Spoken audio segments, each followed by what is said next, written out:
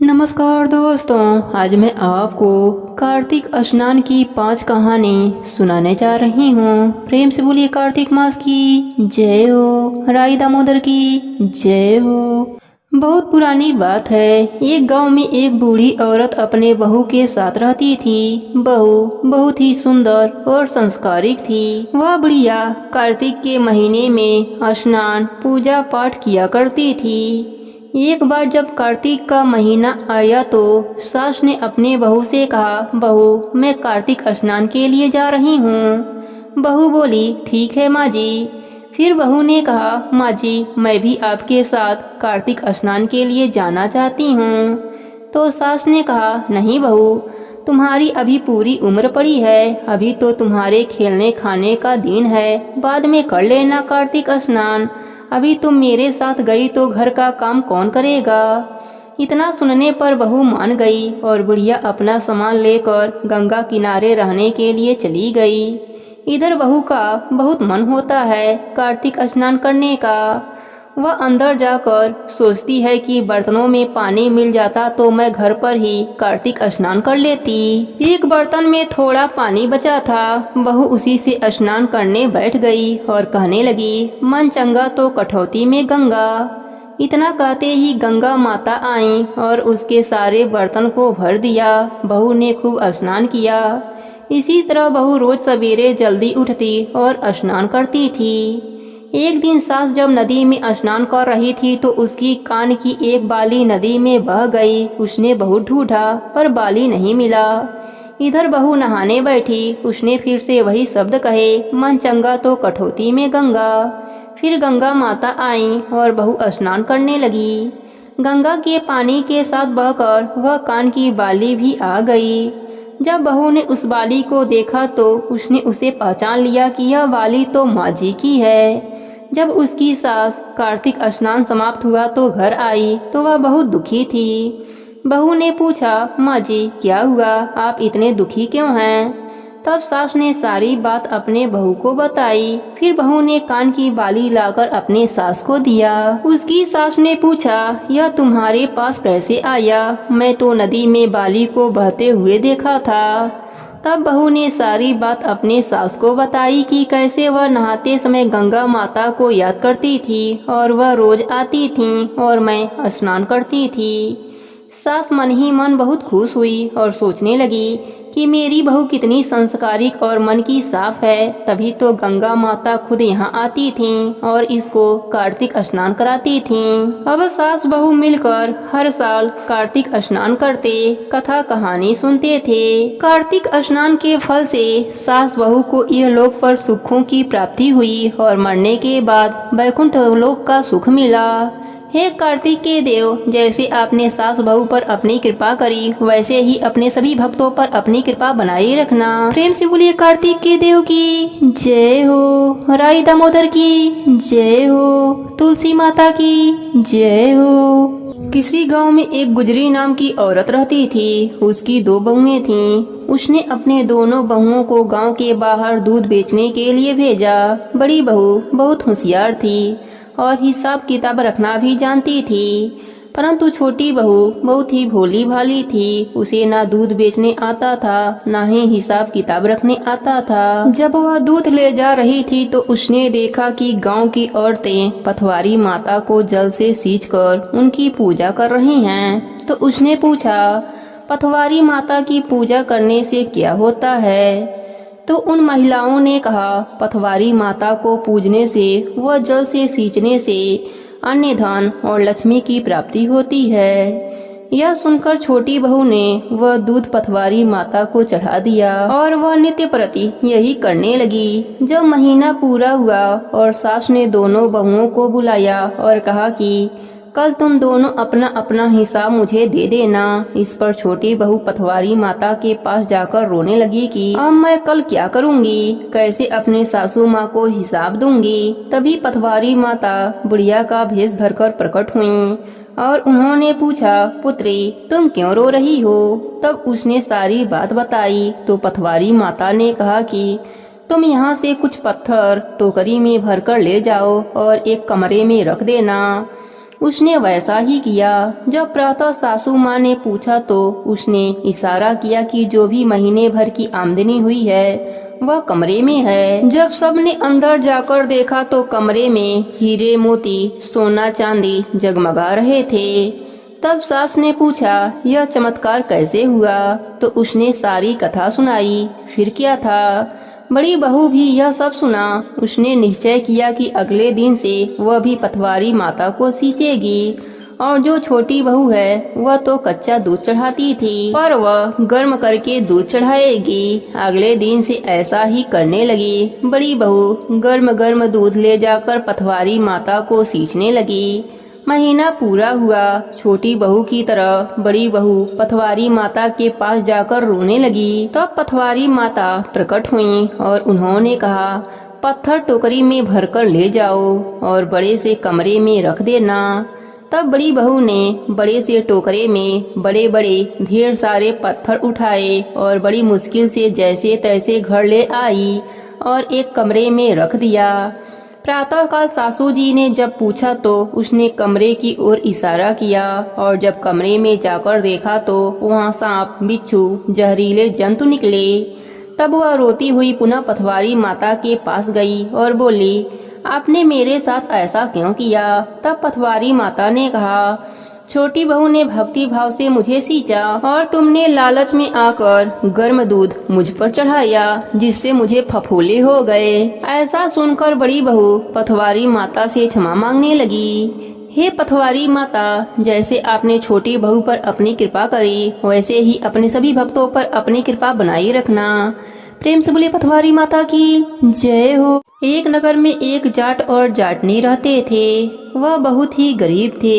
एक बार जाटनी जाट से कहने लगी, मैं तुम्हें 4 रोटी बनाकर दूंगी, तुम नदी किनारे जाना, वहाँ राम लक्ष्मण आते हैं, वहाँ जाकर यह पंक्तियाँ कहना। राम बड़े लक्ष्मण छोटे, वह बैठे अम्बे की डाली, वह बैठे चंबे की डाली, मिट्टी का दशरथ बनावे, माखन मिश्री का भोग लगा के दे परिक्रमा घर को आवे। जाट रास्ते भर इस लाइन को रटता गया, पर नदी किनारे जाकर वह भूल गया और वहाँ जाकर बोलता है, लक्ष्मण बड़े राम छोटे, वह बैठे अम्बे की डाली, वह बैठे चंबे की डाली, मिट्टी का दशरथ बनावे, मक्खन मिश्री का भोग लगा के दे परिक्रमा घर को आवे। जाट की बात सुनकर राम लक्ष्मण से कहने लगे कि लक्ष्मण, इसने तुम्हें बड़ा बतलाया है, तुम इसे कुछ दे दो। लक्ष्मण जी बोलते हैं, हे राम भैया, इसकी बुद्धि मलिन हो गई है, यह मूर्ख व्यक्ति है, कहीं राम से भी बड़ा दुनिया में कोई है? राम जी बोले, नहीं लक्ष्मण, इसने तुम्हें बड़ा बताया है तो तुम इसे कुछ दे दो। राम जी की बातें सुनकर लक्ष्मण ने एक बॉक्स में मोहर असरफी भरकर उसे दे दिया।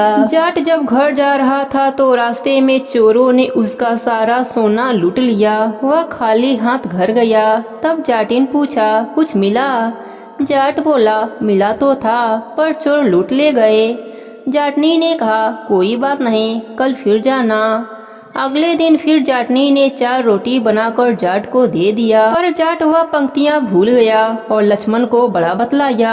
फिर लक्ष्मण ने उसे हीरे मोती दिए। रास्ते में फिर से चोरों ने छीन लिया। जाट आज भी खाली हाथ घर आया। जाटनी ने जब जाट को खाली हाथ देखा तो बोली, वहाँ जाकर तुम क्या कहते हो? जाट ने अपनी पंक्तियां सुनाई। यह सुनकर जाटनी बोली, तुम तो बहुत ही बड़े भोले हो, कहीं राम से भी बड़ा कोई दुनिया में है। अब कल फिर से जाना और ठीक ठीक बोलना। अगले दिन जाट फिर गया। आज ठीक से पंक्तियाँ भी बोली। लक्ष्मण जी बोले, हे भैया, आज इसको अक्ल आ गई है, इसे आप कुछ दे दो। राम जी मुस्कुराते हुए बोले, भाई मेरे पास क्या है, यह जोहड़ की मिट्टी है, इसे ले जाओ। राम जी ने थोड़ी सी मिट्टी जाट को दे दिया। जाट मिट्टी देखकर बड़बड़ करके जाने लगा कि रोज सोना चांदी मिलता था और आज मिट्टी का ढेला मिला है। मिट्टी लेकर वह घर की ओर चल दिया। बीच रास्ते में फिर से चोर मिले और उन्होंने मिट्टी देखा तो उन्होंने उसे नहीं लूटा और छोड़ दिया। अब जाट मिट्टी लेकर घर पहुंचा। जाटिन ने पूछा कि कुछ मिला?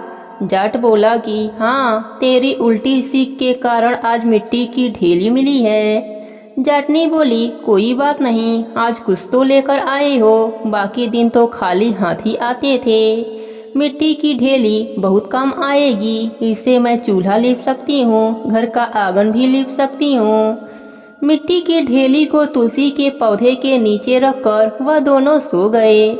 सवेरे जब उठे तो देखा वहाँ पर हीरे मोती जगमगा रहे हैं। अब जाट समझ गया कि राम जी से बड़ा कोई नहीं। राम जी ने मिट्टी को हाथ लगाया तो वह सोना बन गया। जाट और जाटनी राम जी की जयकारा लगाने लगे। हे राम जी, जैसे आपने जाट और जाटनी पर अपनी कृपा करी, वैसे ही अपने सभी भक्तों पर अपनी कृपा बनाए रखना। कहानी अधूरी हो तो पूरी करना, पूरी हो तो मान रखना। प्रेम से बोलिए रामचंद्र भगवान की जय हो। एक गांव में 4 मित्र रहते थे। एक बढ़ई, दूसरा दर्जी, तीसरा सुनार और चौथा ब्राह्मण। चारों ही युवा थे। किसी का भी विवाह नहीं हुआ था। सभी बहुत परिश्रमी थे, लेकिन उनके पास कोई काम धंधा नहीं था। एक दिन चारों ने सोचा कि कहीं बाहर जाकर कमाई की जाए। दूसरे दिन सुबह घर से निकल गए। कार्तिक मास का महीना था। खाने पीने का कुछ सामान साथ लिया और सबने अपना अपना औजार ले लिया। चलते चलते दोपहर हो गई। तब गांव के बाहर जंगल में एक पेड़ के नीचे बैठ गए। पास में एक नदी बह रही थी।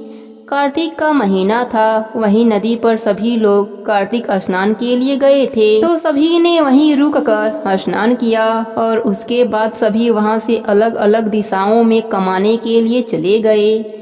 बढ़ई को लकड़ी का काम मिल गया। दर्जी को भी कपड़े सिलने का काम मिल गया। सुनार को भी एक दुकान में सोने चांदी के जेवर बनाने का काम मिल गया। और ब्राह्मण को कार्तिक मास का महीना था तो उसे पूजा पाठ करने का काम मिल गया।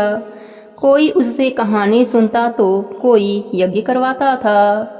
इस तरह उन्होंने पूरा महीना निकाल दिया। महीना खत्म होने पर सबने खूब कमाई करी और अपनी कमाई इकट्ठी करके वापस गांव जाने लगे और उसी नदी पर आकर रुके। सबने अपने कमाए हुए धन की बातें करने लगे। सबने कहा, बहुत अच्छी कमाई हुई है, इस महीने में बहुत अच्छा काम निकल गया। सबके पास धन की पोटली थी। अंधेरा हो चुका था। सबने स्नान किया और वहीं पेड़ के पास आकर बैठ गए। सबने कहा, आज रात्रि यहीं किसी तरह से काट लेते हैं, सुबह गांव वापस चला जाएगा। सबने हामी भर दिया। शाम होने लगी तो उन्हें चिंता होने लगी कि रात कैसे बिताई जाए। तब एक ने कहा कि रात में बारी बारी से पहरा देना होगा, क्योंकि हमें हमारे धन की चिंता है। सबने इस बात को ठीक है मान लिया। सबसे पहले पहरा बढ़ई ने दिया। सोचा बैठे बैठे क्या करूं, तो उसने अपने बोरिया में से औजार निकाला और वहीं एक लकड़ी का टुकड़ा पड़ा था। उसी को 2 घंटे में एक पुतला बना दिया। पुतली बहुत ही सुंदर थी। रात का पहरा बीतने को था। तब बढ़ई ने दर्जी को जगाया। उसने कहा, अब तुम पहरा दो, अब मैं सोऊंगा। बढ़ई सो गया। तभी दर्जी की नज़र पुतली पर गई। उसने सोचा, कितनी सुंदर पुतली है, पर कपड़ों के बिना इसकी शोभा कम है। उसने अपने झोले में से सुई, धागा और कपड़ा निकाला और पुतली का नाप लेकर कपड़े सिलने लगा। दर्जी ने पुतली को उसके नाप का कपड़ा बनाकर पहना दिया। तब तक उसका समय भी समाप्त हो गया था। तब उसने सुनार को जगाया। उसने कहा, अब तुम पहरा दो और मैं सोऊंगा। सुनार जग गया। सुनार ने कपड़ों से सजी पुतली देखी तो चकित रह गया। उसने सोचा, बिना गहने का इसका श्रृंगार कम लग रहा है। यह विचार मन में आते ही वह गहने बनाने में जुट गया। गले का हार, हाथों में चूड़ियाँ और पाँव में पावजेब अपने डिब्बे में से निकालकर उसे पहनाने लगा। कानों में झुमके, नाक में नथ, अंगुलियों में अंगूठी भी उसको पहना दी। सारे गहने पहना देने के बाद पुतली बहुत ही सुंदर लग रही थी। सुनार बहुत खुश हुआ। अब सुनार ने ब्राह्मण को जगाया और कहा कि अब तुम पहरा दो और मैं सोऊंगा। ब्राह्मण पहरा देने लगा। ब्राह्मण ने पुतली को देखा तो वह उसे बहुत सजीव लगी। सोचा, शायद यह कुछ कहना चाहती है, लेकिन वह कुछ ना बोली। पास आकर देखा तो उसको पता चला कि यह तो लकड़ी की पुतली है। ब्राह्मण ने मन ही मन विचार किया कि अगर मैं इसमें प्राण फूंक दूं तो कितना अच्छा होगा।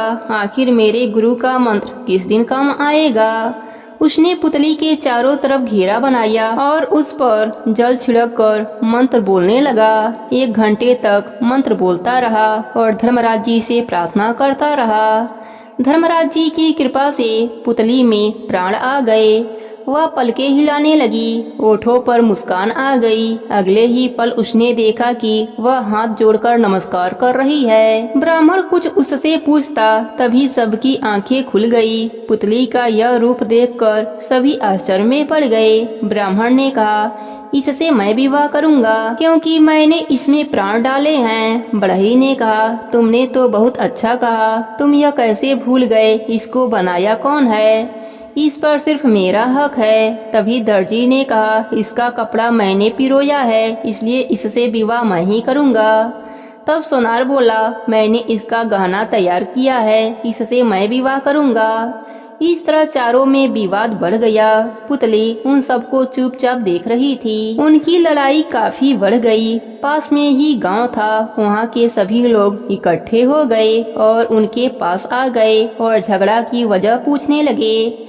तब गांव के सरपंच ने कहा कि तुम सबका फैसला तो चौपाल में होगा। सभी लोग पुतली को लेकर गांव के चौपाल पर पहुंच गए। तब बड़े बुजुर्गों ने आपस में फैसला किया और फिर निर्णय लिया।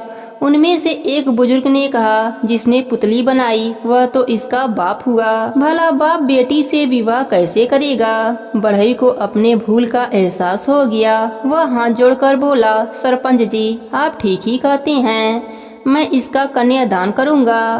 फिर सरपंच ने आगे कहा कि जिसने पुतली में प्राण डाले वह तो भगवान हुआ और भगवान तो बाप जैसा होता है। बोलो यह सही है या गलत? सबने इस बात पर भी हामी भर दी। सबने कहा कि बात आपकी बिल्कुल भी न्याय की है और 2 टके की है। ब्राह्मण को अपने भूल पर पछतावा हुआ। उसके बाद अब 2 जने बचे, दर्जी और सोनार।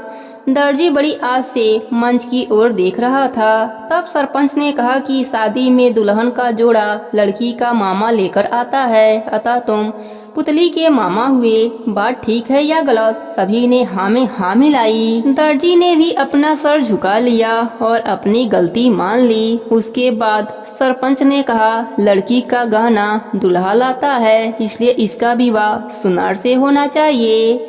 सबको सरपंच की बात न्याय प्रिय लगी। सब खुशी खुशी उसकी बात को मान गए और सुनार और पुतली का विवाह हो गया।